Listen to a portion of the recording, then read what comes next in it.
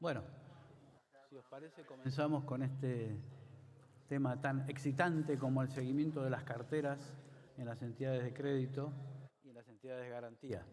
Obviamente no es tan sexy como fue lo de la presentación anterior o incluso la de Cooper esta mañana, que fue fantástica, pero trataremos de hacerla interesante. No sé si lo lograremos con mi socio aquí de Bioraval, pero bueno, ante todo agradecerles la amabilidad, la amistad, el buen rollo que hemos tenido estos 2 días para quienes venimos de fuera. Y nada, vamos al tema. Aquí lo que trataremos de hablar es de cómo concedemos crédito y cómo seguimos la evolución de las carteras de crédito. Para eso tenemos, contarles un poquito quiénes somos nosotros. Bueno, yo soy José Manuel Aguirre, director de AIS, una empresa que está en Barcelona hace 30 y tantos años, dedicada a desarrollar tanto modelos de concesión de crédito como herramientas de gestión de todos los riesgos de crédito de una entidad. No voy a hacer muy profundo el trabajo, pero comentarles que estamos básicamente en toda Latinoamérica, España, Portugal, y desde hace, como decía, 30 años venimos desarrollando herramientas para medir la calidad del riesgo, para ayudar a la gestión crediticia de entidades. No voy a entrar en detalles en lo que es la empresa. Vamos a hablar de riesgos de crédito, lo que son los cambios fundamentales que ha habido en estos últimos años. Para quienes convivimos con el riesgo de crédito, sabemos que el riesgo de crédito cero no existe. Por lo tanto, lo que tratamos de hacer los directores de riesgo, yo lo fui en varios bancos, es mantenerlos dentro de un parámetro o de unos niveles que son lo que denominamos apetito de riesgo. Y el apetito de riesgo es lo que cada entidad determina como su capacidad o gusto en cuanto a conceder riesgo dentro de determinados márgenes.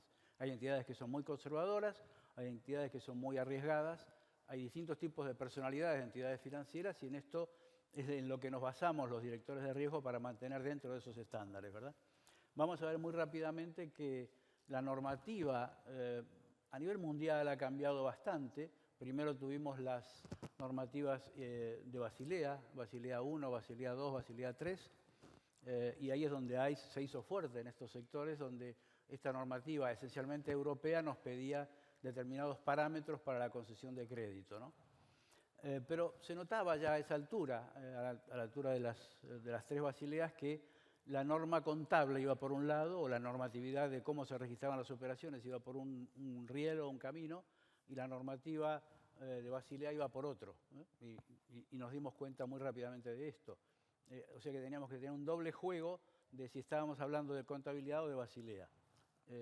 Finalmente esto se ha concentrado, digamos, hoy en lo que es la normativa IFRS 9, International Financial Reporting System, que es la confluencia entre las normas contables IFRS 9 y las de Basilea, que básicamente nos llevan a pensar y a desarrollar que las pérdidas por créditos deben ser contabilizadas o tenidas en cuenta en función a las pérdidas futuras. Pensemos que hasta la normativa IFRS 9, las normas de créditos eran una función del pasado. Si el año pasado tuve un 2% de mora, mis provisiones para este año serán un 2%, por hacerlo simple. IFRS 9 lo que nos dice es, miren, de aquí en adelante lo que vamos a hacer es estimar las pérdidas futuras, las pérdidas esperadas, ese es el nombre correcto. Este es un cambio fundamental para quienes vivimos en el mundo del riesgo, porque nos obliga a hacer una cantidad de suposiciones, de ensayos, de stress tests y de cosas por el estilo que ya veremos más en detalle. Pero bueno, ofrecerles esta posibilidad de que los podamos discutir después cuando quieran. Porque trabajar sobre el 2% que tuve de pérdida el año pasado o cuando sea es muy simple. Trabajar sobre cuánto voy a perder con mi cartera de aquí a futuro es bien diferente, ¿verdad?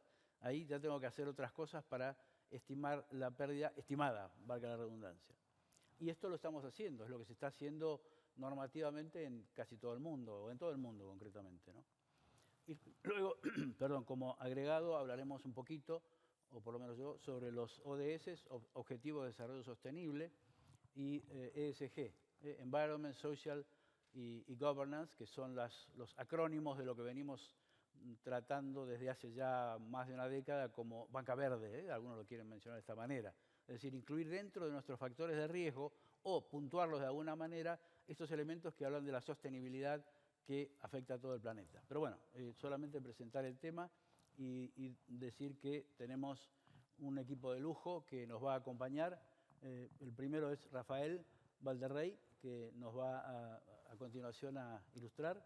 Y luego tendremos vía virtual a otros 3 colegas, Aurea Camila Ochoa, Maribel Rojas y Mariano Soria, que simultáneamente nos irán presentando sus enfoques. Hago una aclaración. Yo decidí personalmente darle más peso a riesgo de crédito, pero obviamente existen otros riesgos importantes. En mi opinión, el riesgo de crédito es el más importante, pero creo que la presentación de Mariano Soria habla además de riesgo de mercado, operacional, reputacional, otros riesgos, ¿verdad? Pero en función del tiempo que tenemos, creo que concentrarnos en el riesgo de crédito es lo más conveniente en función del poquito tiempo que tenemos. Podríamos estar hablando horas de los demás riesgos que también tienen importancia, ¿no? El riesgo de reputación, un riesgo muy importante. El riesgo de ALM, Asset and Liability Management, cómo casamos la financiación entre activos y pasivos y los gaps que se nos crean si tenemos desfases en los plazos o en las tasas. Lo que le pasó al Silicon Valley Bank, que no supo manejar sus posiciones de tenencias de títulos, sus tenencias de activos, y terminó como terminó quebrado, ¿verdad? O sea, hay muchos otros riesgos, no es el único riesgo de crédito, pero hemos decidido, o personalmente yo he decidido darle un poco más de peso al de crédito. Sin más, le pido a Rafael que tome la palabra.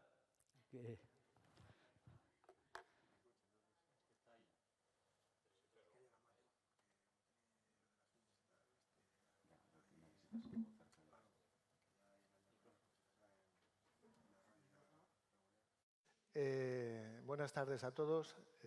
No soy Rafael Valderrey. La gente que está aquí que me conoce sabe que me llamo Miguel Ángel Gómez. Responsable del área de admisión de operaciones de Iberaval, director general adjunto, que te han cambiado la ponencia un poquito, desde hace unos años, y responsable de operaciones en Iberaval desde hace 37 años.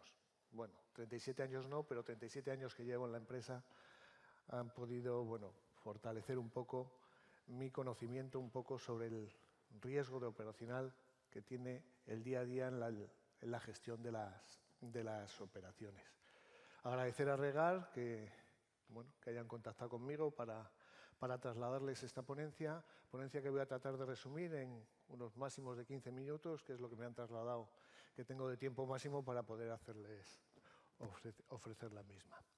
En la presentación, después de lo que hemos visto aquí en estos 2 días, bueno, hay una parte inicial del escenario económico actual que prácticamente es conocida por todos. Es decir, el escenario macro con el que nos movemos y que es un poco el soporte de partida para ver qué es lo que ha hecho Iberaval en los últimos años, principalmente desde la prepandemia hasta el actual año 23, en la gestión de los riesgos y cómo ha ido canalizando y adaptándose sus necesidades o sus tomas de decisión con respecto a las operaciones en estos escenarios diversos, teniendo en cuenta, bueno, pues las fluctuaciones tan importantes que hemos tenido.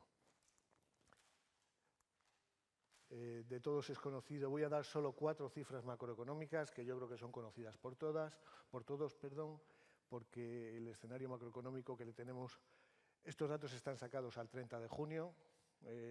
Las incertidumbres o las cifras que manejamos recientemente, en el último mes o el último semestre de este año, pues a lo mejor pueden variar un poco la tendencia de estas cifras. Existen más incertidumbre, hay una mayor tasa de inflación, está repuntando la tasa de inflación, están repuntando nuevamente los tipos de interés, pero bueno, hasta el 30 de junio del 2023, en cuanto al PIB mundial y el desempleo mundial, bueno, pues vemos que son 2 esquemas prácticamente simétricos pero contrarios. Es decir, la evolución era positiva, de acuerdo con el Fondo Monetario Internacional, las previsiones de crecimiento era un crecimiento sostenible hasta prácticamente con proyecciones de crecimiento hasta finales del año 23.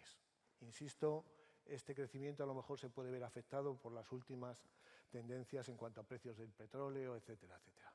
De la misma manera, en la misma línea, de acuerdo con la Organización Mundial Internacional del Trabajo, bueno, pues el empleo asociado a esta riqueza, bueno, pues va en progresión descendente. Es decir, existe una evolución favorable desde el punto de vista de estas tasas que se trasladan principalmente a todas las economías. En España manejábamos hasta estas fechas una situación muy similar que la que aquí podemos ver. Y las otras dos cifras macroeconómicas que yo quiero trasladar, bueno, pues que se afectan ya más en concreto a lo que es a la economía, al día a día, tenemos la tasa de inflación y el tipo de interés. La tasa de inflación, que aquí se ha puesto de relieve la importancia que tiene, especialmente en determinadas economías que se encuentran en unas tasas de inflación muy elevadas. Esta es la evolución que ha tenido desde el año 18 hasta el año 23. El año 23, insisto, yo creí que iba a bajar, pero a lo mejor al últimos de años vamos a tener una sorpresa y a lo mejor nos ponemos más arriba. Evidentemente, todo el mundo que echa gasolina, gasoil en este caso, sabe perfectamente que día a día nos encontramos con un precio y cada vez es superior. Es decir, salvo determinadas economías, estas tasas de inflación están repercutiendo notablemente a la economía y principalmente a la empresa. Esta tasa de inflación, en principio, ha repercutido de forma muy negativa con respecto a las economías y ha derivado principalmente en lo que es la evolución de los tipos de interés.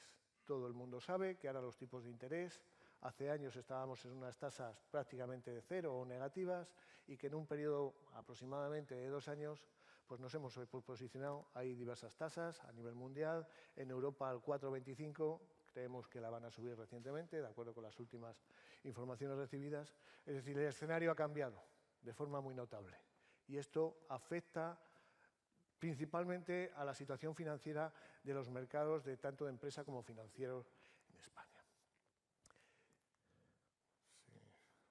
Volvemos a tener el mismo problema de la máquina.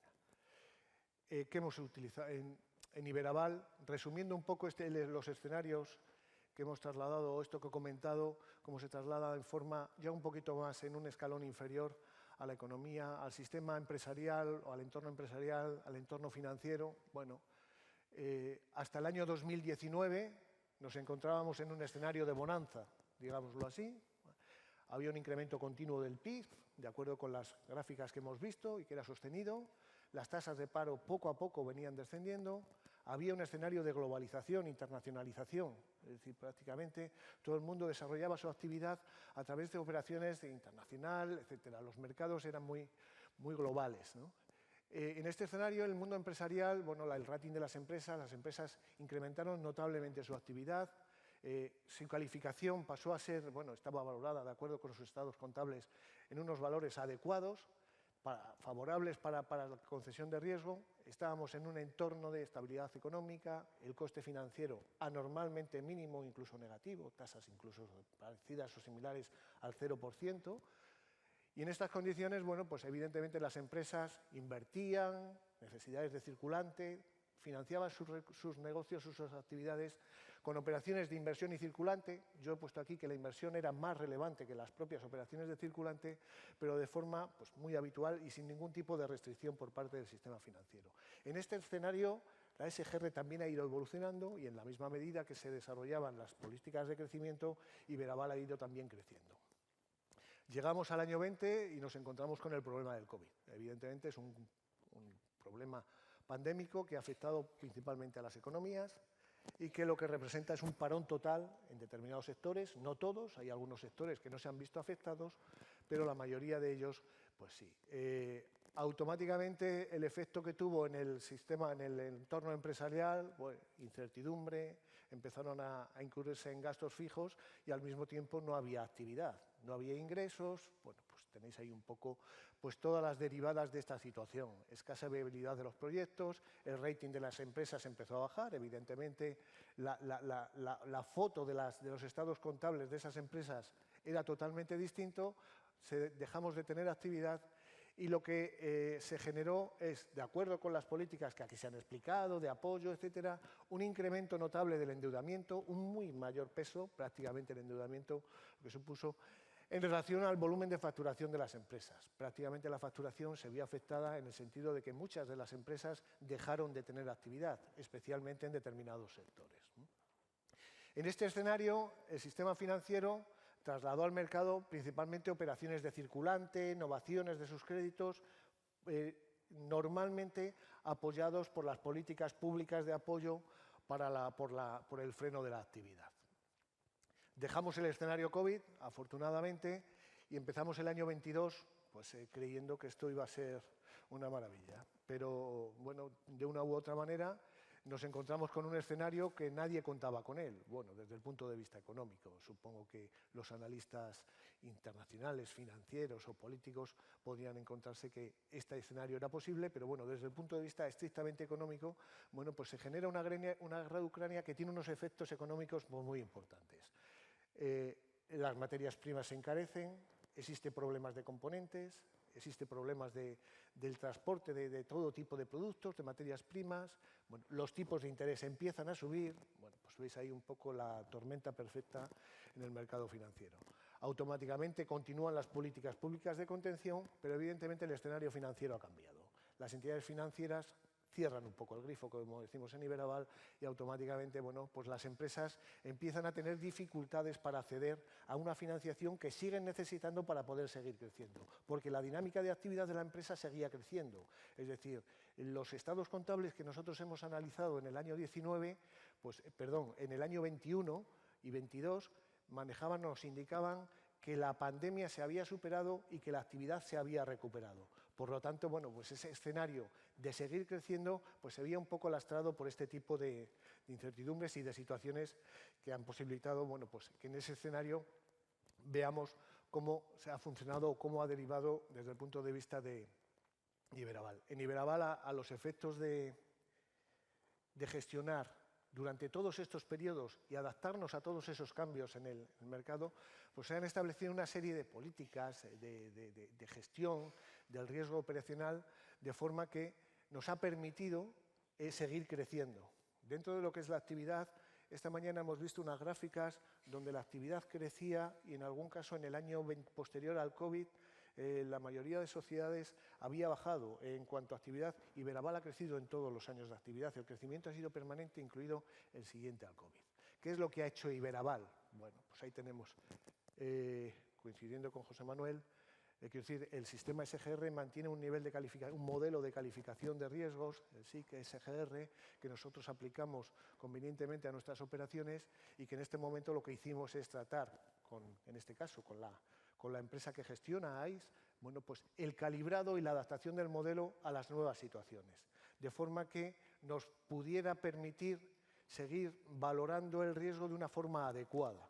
Es decir, creo que es una herramienta necesaria para la toma de decisión, para la toma de riesgos y, evidentemente, esa adaptación de los modelos de calificación o de rating pues nos ha permitido seguir valorando a las empresas teniendo en cuenta esas oscilaciones o cambios en las tendencias económicas, ¿no? Se han establecido políticas de contención de riesgo. Iberaval, digamos, en los últimos años, teniendo en cuenta todas estas incertidumbres, ¿qué ha hecho? Bueno, pues ha establecido políticas de contención de riesgo. ¿Y en qué se basan esas políticas de contención de riesgo? En todos esos aspectos que vienen reseñados ahí y que yo les voy a trasladar de una manera un poquito más extensa. Se ha establecido una política de techo de riesgos y de preconcedidos. Es decir, bueno, pues una de las maneras de empezar a controlar los riesgos es fijar techo. Es decir, no podemos asumir más riesgo que aquel que nos defina algo.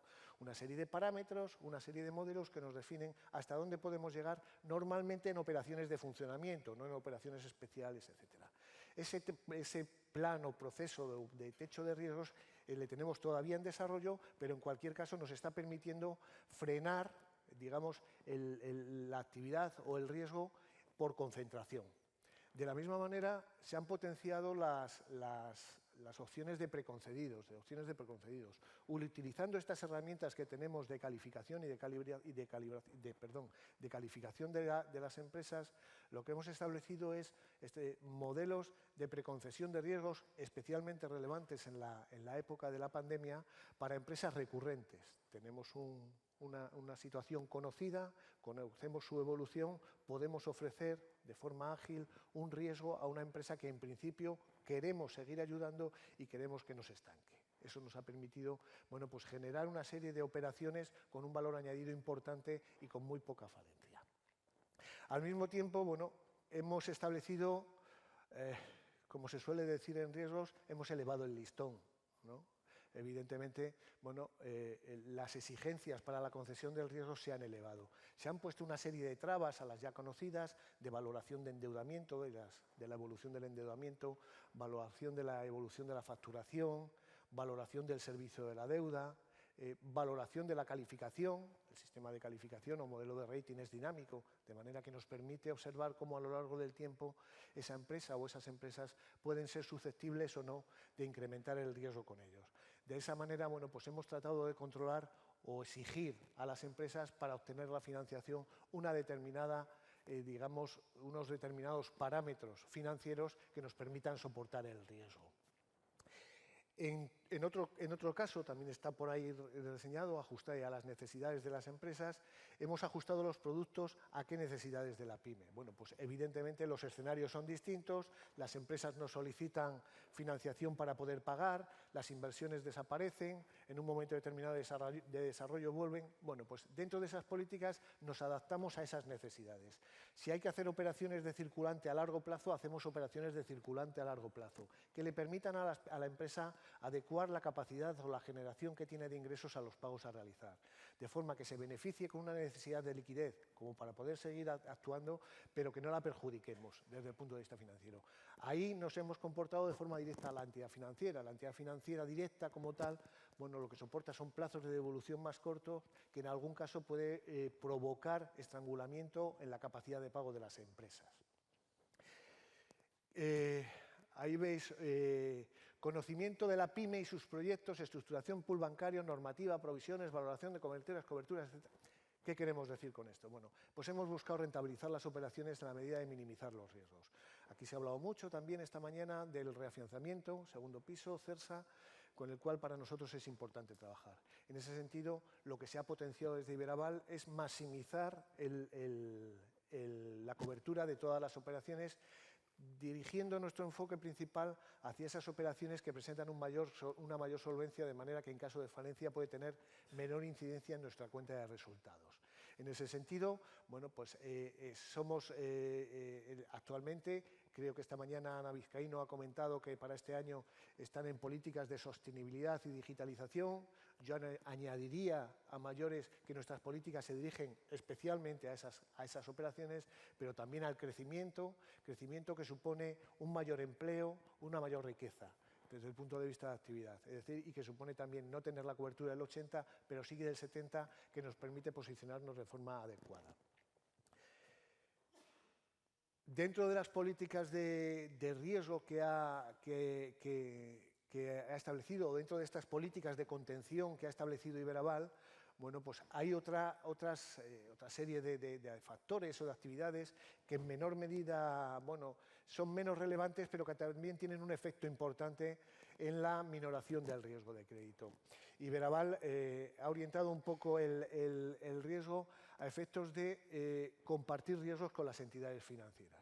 Es decir, hasta ahora era una tendencia habitual, no así en otras sociedades de garantía recíproca o en otros fondos o en otros países donde tienen unas sociedades cuya garantía es parcial sobre la financiación de las entidades financieras. Lo más habitual es que aquí en España, y en el caso de Iberaval en particular, la garantía cubriera el 100% del monto. Bueno, pues buscamos como fórmula de contener el riesgo o de valorar o de captar un mejor riesgo, hacer operaciones de riesgo compartido con las entidades financieras, en la medida o en los porcentajes que se correspondan. No siempre puede ser el 50, el 60, el 70, de forma que la entidad financiera también asuma un riesgo y nos dé un componente más de seguridad a la hora de conceder esa operación.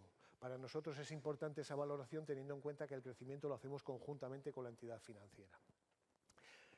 Y por último, bueno, pues como he dicho antes, financiación especializada, orientada y favorecedora de operaciones de mayor cobertura. Creo que lo hemos repetido, pero bueno, eso es un poco las grandes dinámicas de actuación dentro de lo que es el área o el departamento de riesgos en la admisión de operaciones.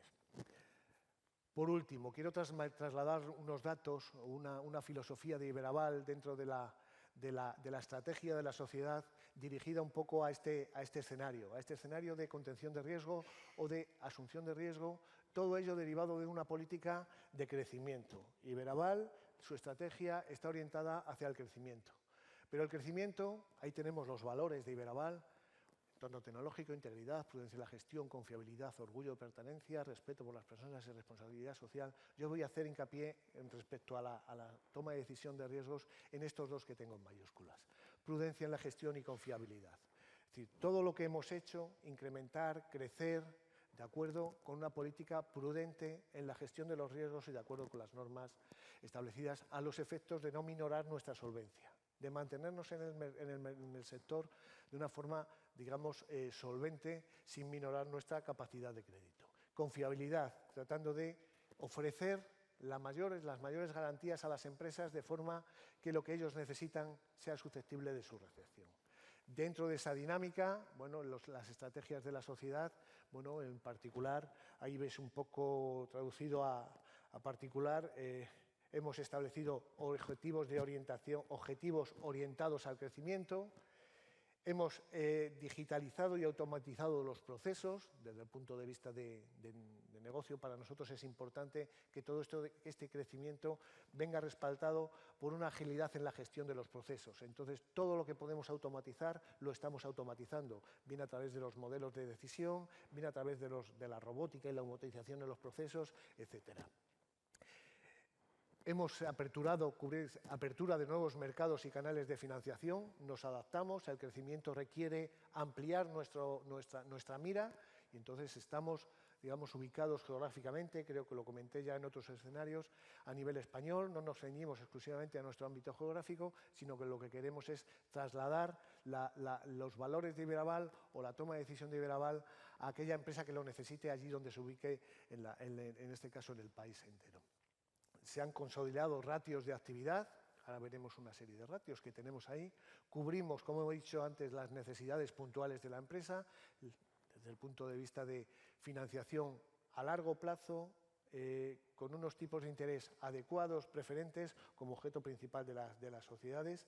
Y por otro lado, nos hemos adaptado, orientado hacia productos de alta cobertura, ofreciéndoles a las empresas operaciones que están ahora en boga: sostenibilidad, como hemos dicho antes, digitalización, innovación, desarrollo y crecimiento. Este escenario, ¿qué supone? Al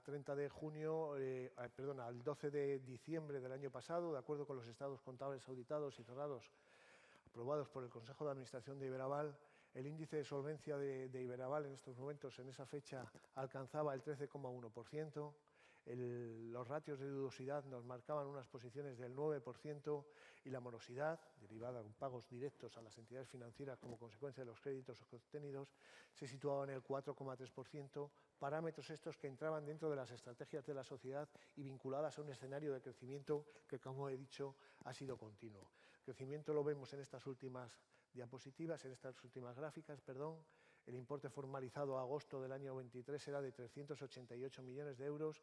Llevamos un 12% de incremento con respecto a la fecha del 31 de diciembre del año pasado y lo que es en este año aproximadamente un 16%, teniendo en cuenta que parte de la actividad se ha paralizado. Es decir, que la inversión actualmente es mínima.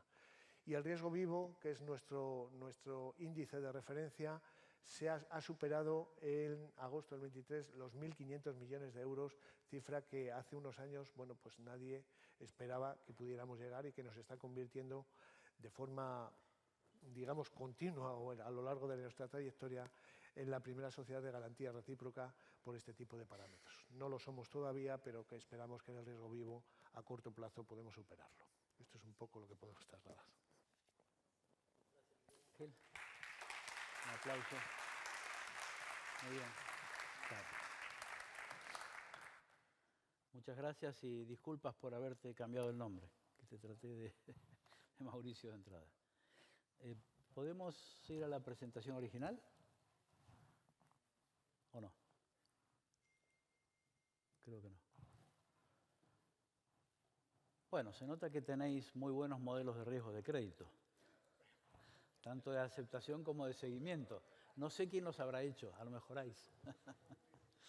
No. Evidentemente hacéis una buena gestión, no hay duda, ¿no?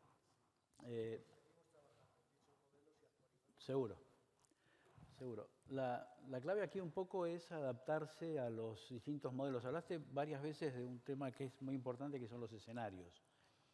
Obviamente los ciclos económicos también existen, los cisnes negros también existen, los imprevistos existen y la habilidad del director de riesgos es poder ir modelando estos cambios, estos distintos escenarios de acuerdo a lo que necesita la entidad, ¿verdad?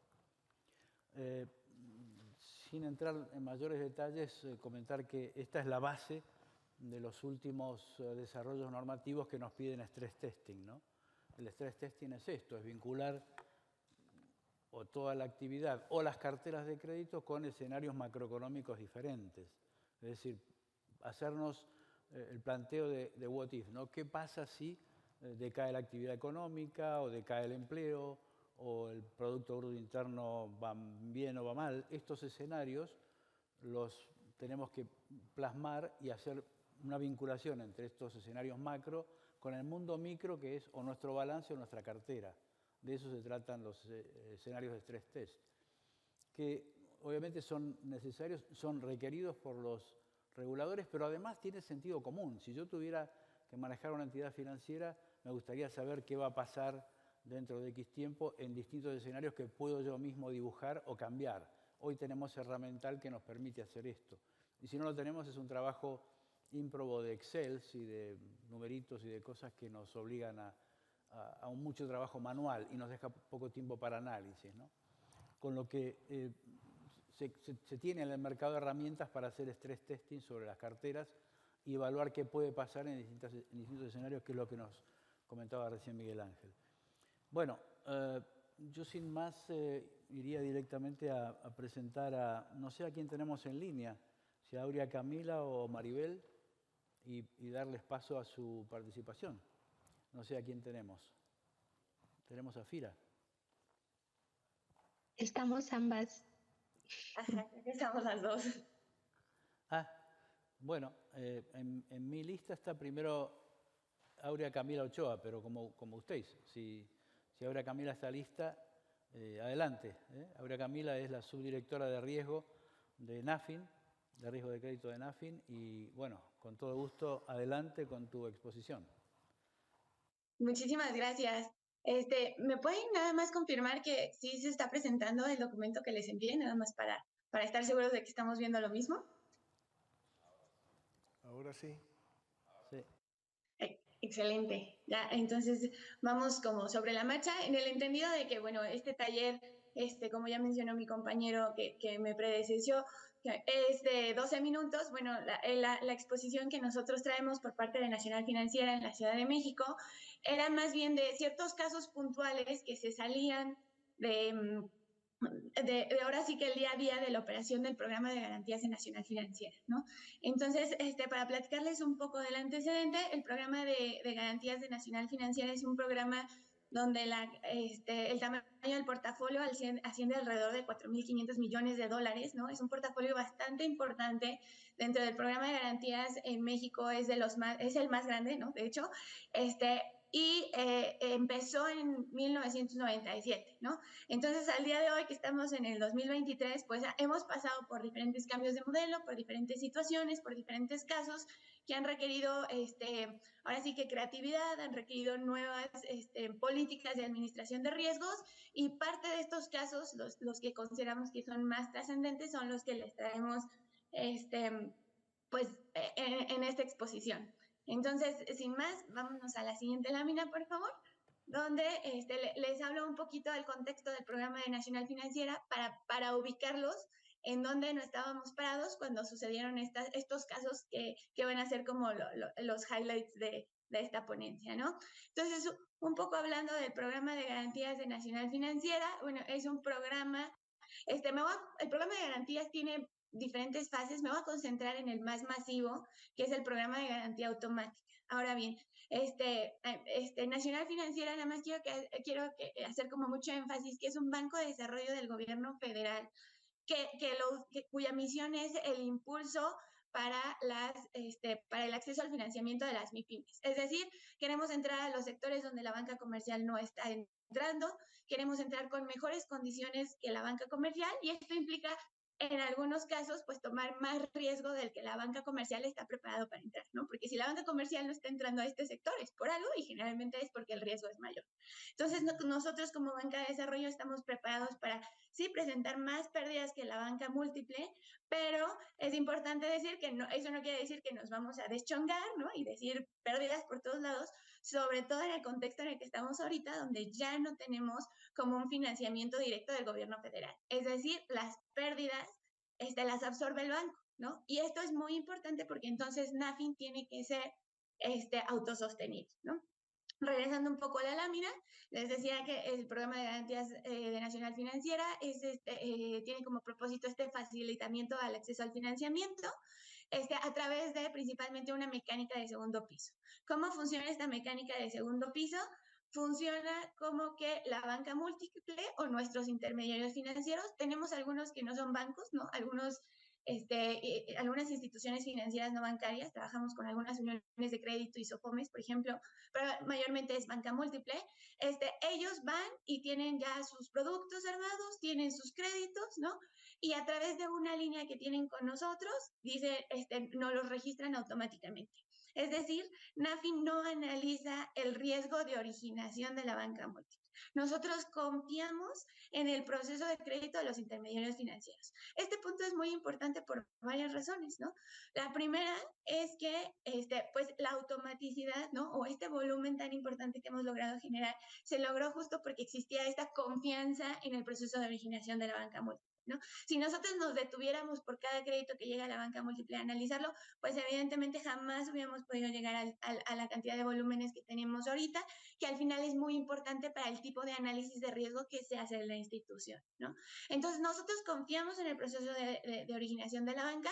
Ahora, esta confianza no es ciega, ¿no? No es de la nada. Evidentemente, para incorporar a un banco, a una institución financiera, al programa de garantías de Nacional Financiera, revisamos el proceso de crédito, ¿no? Van el área de crédito, el área de supervisión, el área de jurídico, vamos nosotros al intermediario financiero y si estamos ok con cómo hacen las cosas, decimos, pues ahí está tu línea y utilízala como quieras para el tipo de productos que yo manejo. Ahora bien, esto no quiere decir que ya confiemos en ellos y ya, ¿no? Cualquier cosa. Cada garantía que se paga, ¿no? Cada garantía que la banca múltiple dice, oye, mi pyme, mi empresa me incumplió, págame la garantía que tenías conmigo, nosotros la revisamos. Y en el revisar estamos viendo que se cumplan con las condiciones de financiamiento, ¿no? Entonces, confiamos al principio, pero pues tenemos un punto de control al final, una vez que desembolsamos el dinero, para estar seguros de que estamos como en el mismo entendido y que se están apoyando efectivamente los sectores en los que NAFIN quiere apoyar, ¿no? Que al final es parte de nuestra misión. Como les decía, básicamente en este esquema que es automático, pues logramos como que generar este gran crecimiento de volumen, ¿no? Se logró no solo porque pues es rápido de usar y la operativa es fácil, sino también se logra por dos cosas. Que al principio, ¿no? El gobierno federal nos daba dinero, ¿no? A través de aportaciones de capital a un fideicomiso de contragarantía y esto hacía que nosotros pudiéramos bajar los precios de las garantías y fuéramos muy atractivos para la banca múltiple, ¿no? Este fue el primer pilar del crecimiento y el segundo pilar del crecimiento fue, bueno, que la banca múltiple realmente tiene un beneficio por el uso de contragarantía, ¿no?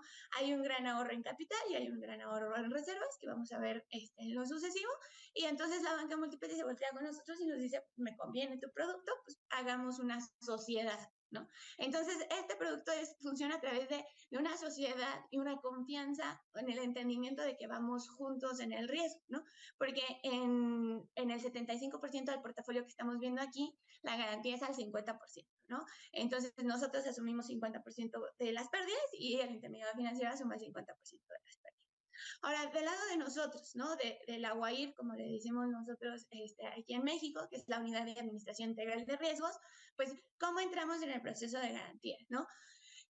La verdad es que el área de riesgos en México está muy regulada, ¿no? Los objetivos son normativos, tenemos como un delimitamiento bastante fijo de las labores que tenemos que hacer, y obviamente está el identificar, medir, vigilar, informar, controlar, todo lo que se pueda relacionar con estas palabras de los riesgos del portafolio, ¿no? Y entre otras cosas de los riesgos del portafolio de garantías, porque esto es muy importante, ¿no? Medimos, controlamos, vigilamos, informamos, requisitamos los riesgos que están en el balance, pero también los que no están en el balance, ¿no?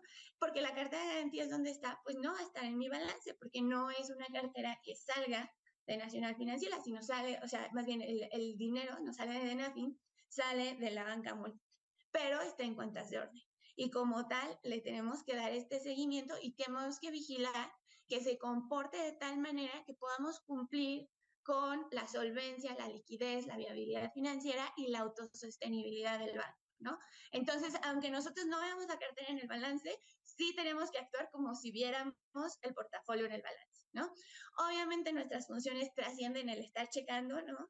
Vamos más allá, creamos metodologías para el análisis de riesgo, metodologías para el seguimiento, metodologías de control, observamos, ¿no? El perfil de riesgo, creo que ya mis compañeros mencionaron un poco de qué es este perfil de riesgo. Vigilamos que el apetito de la banca múltiple se compagine con el apetito que nosotros tenemos, ¿no? Esto es muy importante, ¿no? Porque nos ha pasado, ¿no? Que de repente la banca múltiple dice, sí, yo voy con todo a un sector, ¿no? Pero esto puede implicar que a lo mejor no es el sector que a mí me interesa o no me interesa ir en ese nivel de riesgo, ¿no? Entonces, esa parte de la compatibilidad entre las misiones, pues está del lado de riesgos, ¿no? Obviamente estamos en el emitir recomendaciones para todo el cuerpo directivo, estamos en la parte de verificar, calcular, analizar, cualquier cosa que se pueda cuantificar está de nuestro lado, ¿no?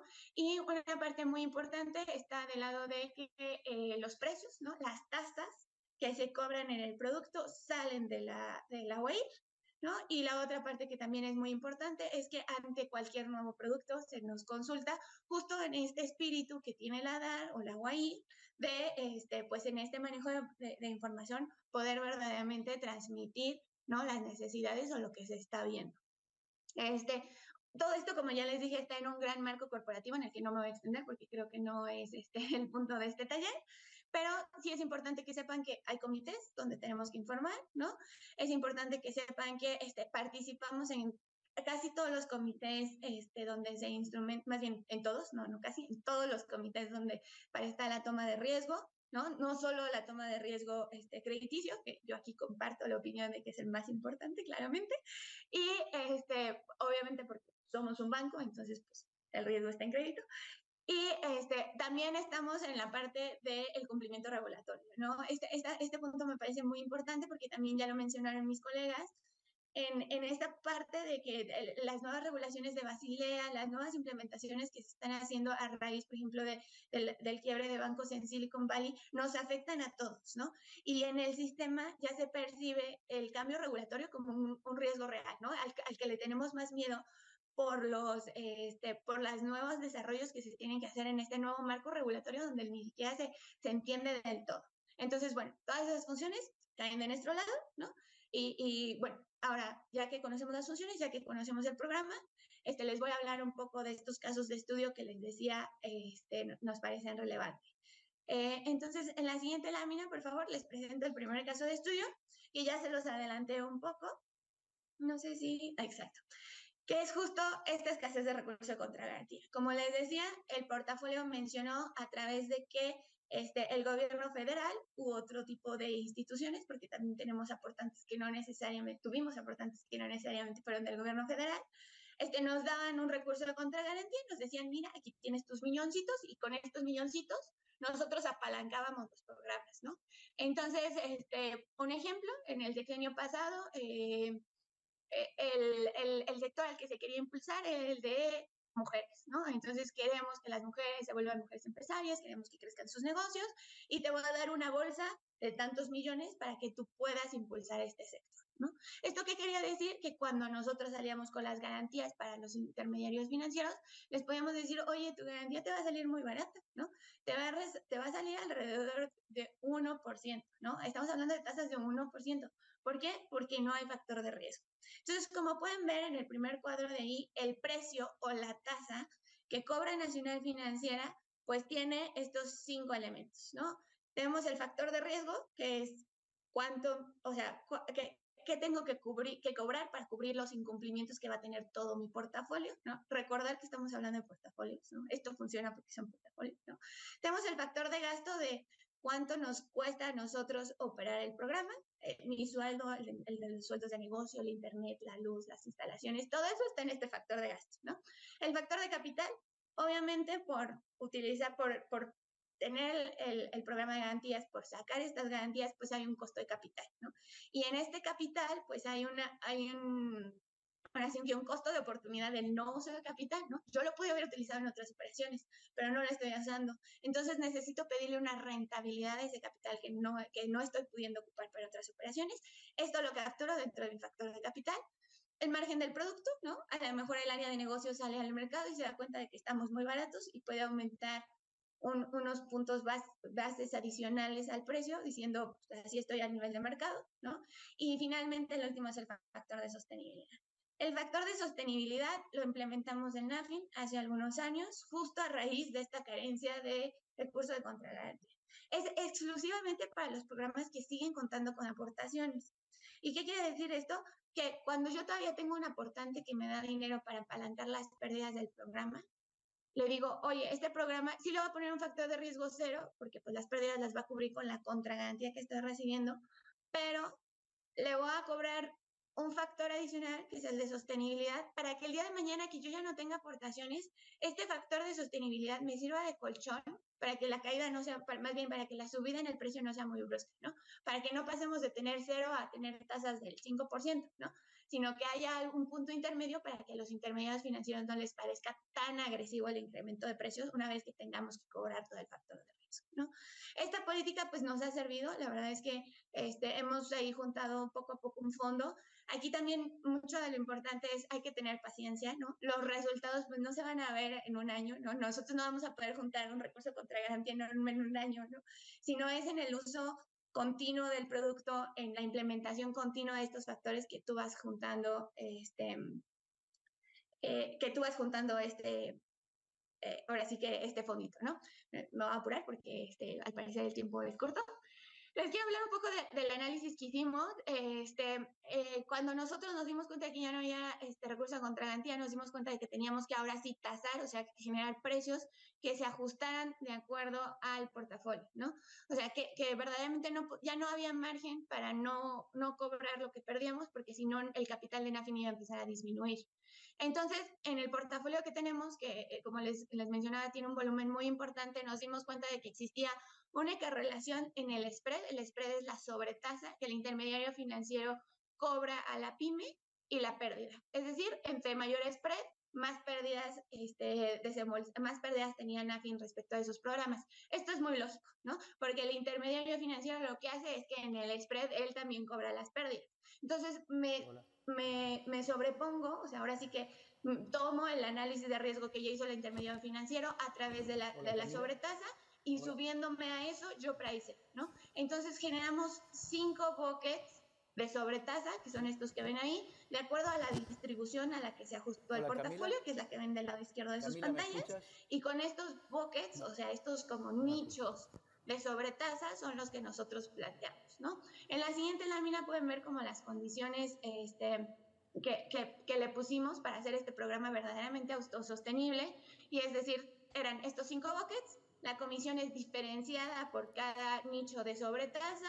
La comisión es diferenciada por cada nicho de sobretasa para cada intermediario financiero, porque cada intermediario financiero tiene un riesgo diferente. ¿Qué otra cosa vimos? Que podíamos dejar los buckets para todos los intermediarios financieros, que funcionaban para todos. No funciona el mismo precio para todos, pero sí funcionan los mismos nichos para todos. Y finalmente, pues que teníamos que cobrar las pérdidas, ¿no? Y esto, en términos de a la hora de sentarnos a negociar los incrementos de precio con los intermediarios financieros, es importante porque, tuvimos, sí, acabo esta lámina y listo, si quieren. Tuvimos que decirles, bueno, pues vamos a cobrarte lo que tú has visto y los dos podemos ver. Aquí nada más cerrando el punto y y este punto, es el beneficio, quiero hacerles hincapié en el beneficio de los programas de garantías, ¿no? Si pueden ver en la tabla del lado derecho de sus pantallas, la utilidad que se lleva el intermediario financiero con la garantía es de un 5% versus el 8.7% de si no tuviera la garantía, pero el ROE, o sea, es decir, de lo que ellos invierten en el capital, es casi 25% más. ¿Y esto es por qué? Por el ahorro que justo les había mencionado, que generamos en reservas y capital. Aquí, bueno, por tiempo les traía otros casos, pero creo que pues nos vamos a tener que quedar con ese y muchísimas gracias. Gracias a ti, Camila. Muy amable.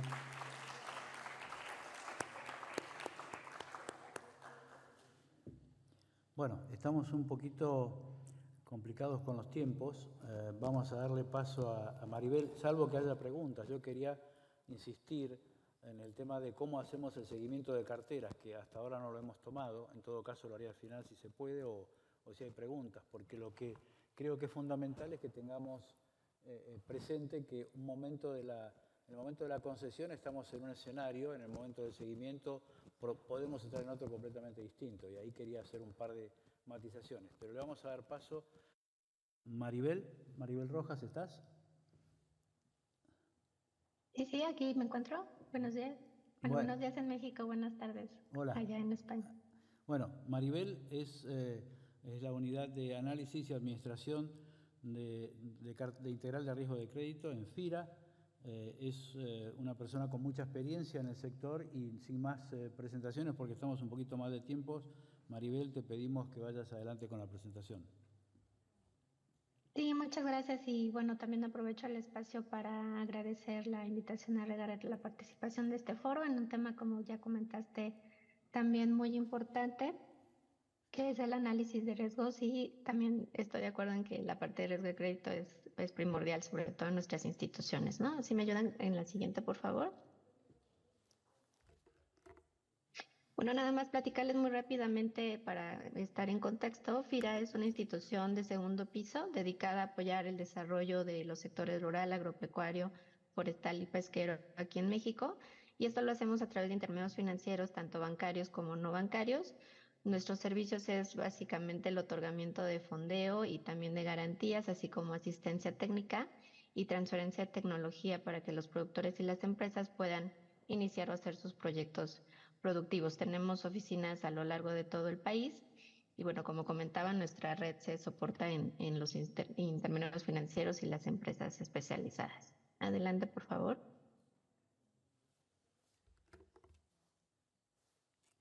Y bueno, en particular en el servicio de garantía, nosotros, nuestra garantía principal es una garantía pari passu, o lo que le llamamos de paso y medida, en donde tomamos una parte del riesgo del crédito, el intermediario, y otra parte nosotros.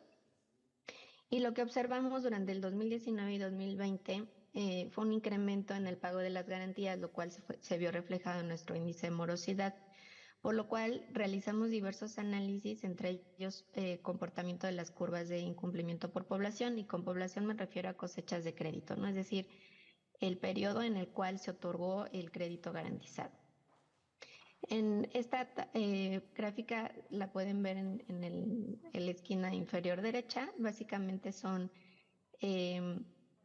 un comparativo que es muy útil además entre poblaciones a la misma edad, digamos, ¿no? Es decir, voy a poner un ejemplo. Si es la cosecha primer semestre del 2019, serían todos los créditos otorgados entre enero y junio del 2019.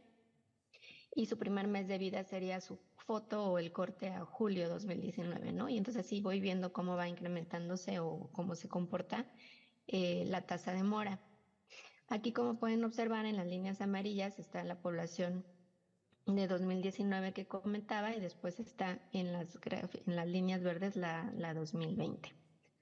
Bueno, ¿por qué nos ayudan estas gráficas también? Porque una vez identificados esos casos relevantes en términos de monto, ¿no? Porque estamos hablando de tasas de mora, se puede observar que si las eliminas de la cosecha, las curvas, digamos que se aplanan, ¿no? O regresan como a niveles promedio. La que sigue, por favor. Y bueno, analizando las causas de de estos incumplimientos, pues identificamos que no se debía a un comportamiento sistémico por algún tipo de crédito, intermediario, región o producto, sino más bien estábamos de alguna manera concentrados también en algunos intermediarios. ¿A qué me refiero? Que el acreditado pidió financiamiento con diversos intermediarios, pero todos ellos tenían garantía de FIRA, ¿no? Entonces, al momento de que incumple ese acreditado, pues el monto o el impacto para FIRA sí fue relevante. Por lo anterior, pues la evidencia apuntaba a reforzar más bien las acciones preventivas de deterioro de la cartera y por ello se implementó un mecanismo para profundizar en este seguimiento de la cartera garantizada e identificar aquellos acreditados que podrían representar un mayor riesgo de incumplimiento.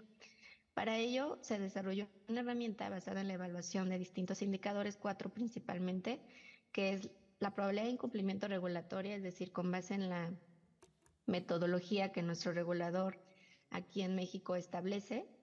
El segundo es la probabilidad de incumplimiento a través de un moderno interno que desarrollamos aquí en la UAIR y que es el que les voy a platicar muy rápidamente.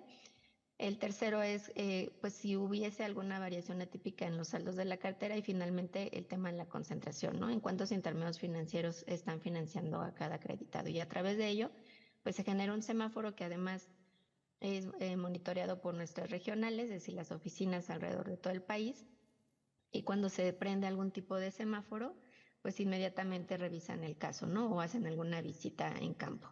Adelante, por favor. Entonces, bueno, comentarles muy rápidamente. Desarrollamos entonces un modelo logístico. Estos modelos logísticos, por su naturaleza, permiten identificar aquellas variables que pueden incidir con cierto nivel de confianza en el incumplimiento de la cartera garantizada y con ello estimar la probabilidad de incumplimiento de acreditados garantizados en un horizonte de tiempo anual. La P es la probabilidad de incumplir en el siguiente año que tendría asociado el acreditado. Las variables X son las variables que yo interpreto o que de entrada yo asumo que podrían tener algún tipo de injerencia en el incumplimiento del acreditado y pueden ser tanto variables DOMI, y con variables DOMI me refiero a variables dicotómicas que solo toman valores de 0 y 1. 1 si el crédito cuenta con ese atributo de la variable o 0 cuando no cuenta con ella. Pero también pueden utilizarse variables continuas. Y beta, pues básicamente son los ponderadores de cada una de esas variables, ¿no? Es decir, si la beta es una variable positiva, lo que quiere decir es que esa variable incrementa la probabilidad de incumplimiento, ¿no? Y si es negativa, pues es lo contrario. Una vez que se definen las variables explicativas con un cierto nivel de confianza, que en nuestro caso es 95% de confianza, que es el aprobado por nuestro Comité de Administración de Riesgos, se aplica entonces una prueba estadística que nos permita concluir pues si el modelo discrimina adecuadamente o no. En la que sigue, por favor. Bueno, además, en estos modelos logísticos, las variables DOMI, es necesario para cada una de estas variables independientes definir una categoría o atributo, ¿no? Que le llaman, para poder interpretar el coeficiente de esa variable. Entonces, por ejemplo, si la variable DOMI es igual a 1, si el acreditado fue financiado por un banco, o es 0, si fue financiado por un no bancario, y defino como categoría de referencia al IFNB, entonces cuando me salga el modelo, un valor positivo del coeficiente beta lo que me va a indicar es que el acreditado de un banco tiene mayor probabilidad de incumplir que si fuera un acreditado de un IFNB, ¿no? De manera similar, pues un coeficiente negativo. Asimismo, también a través de los modelos logísticos se puede estimar cuánto cambiaría en promedio la probabilidad de incumplimiento dada un cambio en la variable independiente. Adelante, por favor. Bueno, ¿cómo construimos la base de datos? Bueno, con el fin de considerar el comportamiento de poblaciones más recientes, lo que hicimos fue ver pues cuáles eran nuestros créditos vivos al cierre de diciembre del 2020, es decir, créditos garantizados con nosotros. Y para verificar la frecuencia de incumplimiento anual, pues revisamos cuáles de ellos incumplieron en el siguiente año, es decir, durante el 2021. De igual manera, para contar con información suficiente y un modelo robusto, agregamos aquellos acreditados que tuvieran un saldo contingente vivo en junio del 2021 y verificamos durante todo el siguiente año si tuvieron o no un incumplimiento. Luego agrupamos por acreditado. si los acreditados presentaron incumplimiento en alguno de sus créditos, se conservan las características del crédito que hubiese tenido el mayor pago de garantía y en caso contrario, entonces nos fijamos en las características del crédito con mayor exposición. Adelante, por favor. Ahora, ¿cuáles fueron las variables que probamos en el modelo? En la tabla está la lista de todas las variables que probamos y las que tienen una palomita verde son aquellas que resultaron significativas al 95% de confianza. Dado la naturaleza del sector, pues probamos, por ejemplo, el nivel del precio, ¿no? Si el precio fue bajo, medio o alto. Me refiero al precio, pues, del productor, ¿no? Asociado a la cadena productiva que tenga, pues, también asociada a cada uno de los créditos. Si la rama del crédito era agricultura, ganadería, pesca forestal u otros sectores productivos, en qué región, ¿no? Si del país, si fue en el sur, sureste, norte, noroeste, occidente, en qué cadena productiva. Tenemos muchísimas cadenas productivas, entonces en este caso lo que hicimos fue agrupar las cadenas que tuvieran pocos créditos, ¿no? O pocos acreditados para que fueran más robustos los resultados del modelo y los agrupamos entre aquellas que tuvieran que tenían pocos casos, que en este caso fueron 200 casos, que tuvieran una frecuencia de incumplimiento mayor a la global en un grupo y los que tuvieran frecuencia menor a la global en otro grupo. Asimismo, también nos dimos cuenta que el tema de la violencia, al menos aquí en México, pues era un tema relevante también en el incumplimiento de un acreditado, ¿no? Entonces, probamos a ver si esta variable pudiera ser relevante y sí fue relevante en nuestro modelo. Aquí tenemos una empresa que se dedica en México a, entre otras cosas, a sacar estadísticas de las tasas de delitos por 100,000 habitantes por municipio y bueno, esa fue la información que tomamos fuente. También la actividad del crédito, si fue industrialización, primaria, comercialización o servicios. Adelante, por favor. Otras variables que también se estuvieron probando en el modelo fue, por supuesto, el intermediario financiero, ¿no? Desagregando también cada uno de ellos, agrupando de manera similar a las cadenas productivas porque trabajamos con un poco más de 100 intermediarios financieros. Una variable que es muy relevante y que además salió muy significativa en el modelo es pues el comportamiento en el buró de crédito, ¿no? Aquí es una variable DOMI donde básicamente es si el acreditado ya ha tenido un atraso en el buró o si no tiene atraso, si tiene con o sin atraso. Probamos también si es persona física o moral, el tamaño del crédito, si tenía ya algún tipo de reestructura, si contaba o no con algún seguro. Contamos con dos variables que tenían que ver con variables climatológicas, pero ellas no salieron significativas. Adelante, por favor. Y bueno, los resultados del modelo, adelante, por favor. Lo que observamos es que ahorita en la tabla van a ver los que están en color rojo son aquellas variables que resultaron significativas para el modelo. En resumen, las que incrementan la probabilidad de incumplimiento son si son créditos refaccionarios, o sea, es de largo plazo, los que están en esas cadenas productivas que se indican, si la violencia en el municipio es alta, si es persona física en esas regiones, si es de tema de comercialización o si ya han tenido algún atraso en el buró. Adelante, por favor. Dadas esos coeficientes beta, regresando a la bueno, ya se me cortó la presentación. Bueno. Gracias. Regresando a las betas que salen, pues básicamente sustituirlas en la fórmula y con ello obtengo la probabilidad de incumplimiento, ¿no? Este modelo tiene un ROC de 78%, lo cual nos indica que es un modelo adecuado. Y ya finalmente en la última lámina viene un ejemplo de la aplicación que tenemos, por ejemplo, a nivel regional. En la siguiente, por favor. En donde ya cada mes aplicamos este modelo a nuestra cartera garantizada. Y aquí, por ponerles un ejemplo, es un mapa de la Ciudad de México, en donde el color rojo pues es aquellas regiones donde tienen una probabilidad más alta de incumplir, seguida de la naranja, la amarilla y la verde, que son las de menores probabilidades de incumplimiento. Y bueno, con ello, esta es una herramienta que pues nos ha sido de mucha utilidad para dar seguimiento a la cartera y nos ha permitido pues identificar casos relevantes que pudieran haber generado un pago de garantía. Muchas gracias.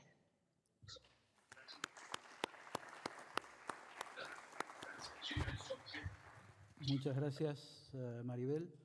Yo me quedo con tu reflexión sobre la segmentación y el comportamiento de los intermediarios financieros, el análisis que hacéis sobre su performance y los distintos aspectos que tomas en cuenta para medir la evolución de carteras en función de esos parámetros que está tomando en cuenta tu modelo. Yo creo que esto es aplicable a casi todas las sociedades de garantía, si no decir a todas, el análisis ex post de lo que va sucediendo con las carteras en función, si es el caso, de los intermediarios financieros que están operando. Allí podemos encontrar factores de riesgos no intrínsecos, sino del intermediario, ¿verdad? Muy buena presentación y, bueno, en función del tiempo te agradecemos muchísimo y hasta pronto. Nos veremos y saludos a los amigos de FIRA. Gracias a ustedes. Buen día. Bueno, para seguir con las presentaciones nos queda Mariano Soria de FOGAR, es el jefe de financiamiento. No sé si lo tenemos en línea, espero que sí. Sí, ¿qué tal? Mariano está presentándonos algo más que riesgos de crédito. Mariano toma riesgos integrales y sin más preludios, Mariano, te cedo la palabra. Lo que te pido es que nos mantengamos en los 12 minutos, 13, porque estamos muy mal de tiempos. Gracias. Sí, perfecto. Ahí les consulto si hacen la presentación o comparto yo desde acá. Sí, la hacemos desde aquí, ¿no? Perfecto. ¿No la tienes? ¿Tú la puedes compartir? Sí, compartimos. Bueno, adelante. ¿Ahí pueden ver? Sí, perfecto. Perfecto. Bueno, entonces muchas gracias. Buenos días y buenas tardes a todos. Ante todo agradecerles el espacio, muy contento y un orgullo compartir este panel ahí con los colegas y los colegas de instituciones de tamaña envergadura como son y que tienen principalmente, bueno, tanta trayectoria en el mercado y en este tipo de estudios. El FOGAR, como bien sabrán, es el Fondo de Garantías de Argentina, que si bien su fecha de constitución data de más de 20 años, todo lo que es el relevamiento de datos y lo que podemos decir que es la información estadísticamente significativa, recién la pudimos empezar a recolectar a través de las líneas masivas de los años 2020 y 2021. Por lo tanto, todo lo que es lineamientos y políticas de mitigación de riesgos, estamos en una etapa muy incipiente. Por ello, en esta presentación, como bien comentabas al principio, la idea es contarles cuáles son los principales riesgos que nosotros vemos actualmente en la administración de este fideicomiso y un poco cuál fue el punto de partida, cuáles fueron las enseñanzas y el contexto marco en el cual empezamos a delinear justamente estas políticas de crédito que previamente no contaba el fondo. Sin más, los 4 riesgos principales que nosotros detectamos en la administración es el riesgo de liquidez, el estratégico, el operativo y el de crédito. No me puedo alejar mucho de lo que decían acá mis compañeros, de que el riesgo de crédito entendemos que es el fundamental y el que principalmente debemos controlar. Sí, quiero hacer la salvedad de que el FOGAR es un fondo de garantías, es un fideicomiso, y no está regulado estrictamente por lo que es la normativa de Basilea, no es un banco,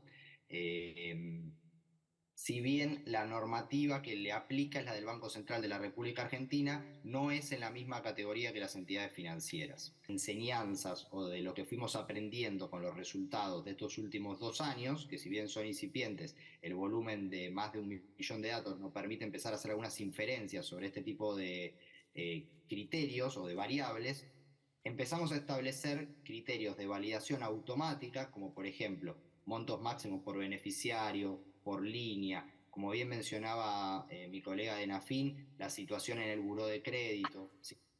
Espacios o periodos de tiempo entre el desembolso de la operación y la información o el alta a la instrumentación de la garantía.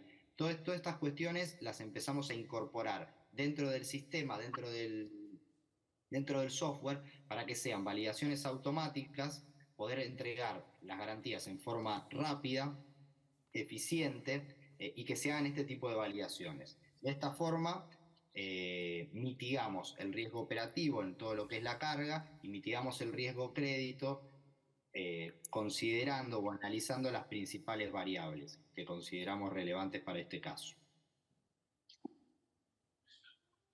Todo esto que venimos haciendo en este, como les mencionaba antes, relativamente corto tiempo, ¿no? En el cual contamos con datos estadísticos para poder empezar a trabajar y armar nuestros modelos de análisis de riesgo, Se hace necesaria la complementariedad también, como mencionaba antes, en particular con el riesgo estratégico, la coordinación y la organización con el resto de los sectores, tanto públicos y privados, que intervienen en la gestión de este fideicomiso, de este fondo de garantías. También intentamos mantener o detectar ciertos eslabones claves en todo lo que es la cadena de trabajo entre estos actores para tratar de que esos roles técnicos se puedan mantener y eso favorezca el desarrollo de largo plazo sustentable de este fondo. Y refuerzo el punto que les mencionaba anteriormente. Entendemos que para todo fondo de garantía con un volumen de operaciones alto y con muchas contrapartes, el tema del sistema, del software, es algo muy relevante y que a nosotros en particular nos permitió alcanzar ese crecimiento exponencial en algunos meses de 1000 garantías a 1 millón de garantías en relativo corto plazo. La única forma era justamente a través de validaciones automáticas, emisión de certificados de garantía automáticos y a través de esta red, como mencionaban también los colegas, de intermediarios financieros, ¿sí? A través de esas relaciones que se empezaron a construir y que hoy se están llevando a cabo en los programas nuevos en los cuales, por ejemplo, trabajamos con esquemas de first loss o ya son esquemas que no son mandatorios para las entidades, sino que son optativos y las mismas se suman. Justamente, también lo mencionaban antes y entendemos que es algo muy importante, existe un beneficio financiero para la entidad financiera, decía, porque les permite bajar encajes, obtener mayores rentabilidades. Entonces es un win-win tanto para el fondo de garantías como para la entidad financiera utilizar este tipo de garantías del FOGAR. Creo que estamos dentro del tiempo de la presentación y dado bueno, que veníamos un poco pasadito, nada, no quisiera extenderme más, así podemos dejar también tiempo a las preguntas como mencionaban, si las quieren. De acuerdo, Mariano, muchas gracias. Interesante lo tuyo, si bien no es estrictamente administración de carteras, hablaste muy bien, yo creo, de eficientizar los procesos. Se ve que sos un hombre de sistemas. y claro, eficientar los sistemas es algo que está al orden del día. Tal vez las discusiones que estábamos teniendo hoy en otros foros era que los sistemas financieros o los sistemas de administración, de protocolos de las entidades financieras van a una velocidad y los sistemas de las sociedades de garantía van a otra velocidad y deberían ir en un mundo ideal más o menos parejos, ¿no? Pero muy bueno tu comentario. Si seguimos esta línea tendríamos que estar eficientizando procesos, digitalizando, manejándonos en definitiva como lo hace la banca o los sectores financieros en general. Muy bueno tu punto. Cuando hablaste del software, yo coincido lo mismo, tenemos necesidad de software amigable, de software efectivos en cuanto a todo el proceso, lo que algunos llamamos workflow crediticio, es decir, toda la cadena desde que tomamos los datos, los pasamos por los distintos filtros o conectores, le acercamos o le incluimos algoritmos de decisión, hacemos toda la procesación el proceso de contratos, minutas para la dirección o para quien tenga que tomar las decisiones. Todo esto debería ser automatizado y no estar tirando de distintos programas como sucede desgraciadamente en muchos casos.